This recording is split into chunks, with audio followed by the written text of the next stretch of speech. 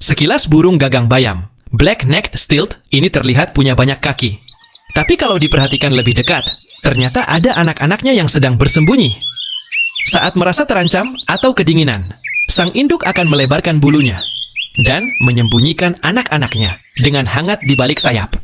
Satu persatu anak, burung keluar untuk belajar mencari makan, sendiri di perairan dangkal, membuktikan betapa indahnya naluri kasih sayang di alam liar.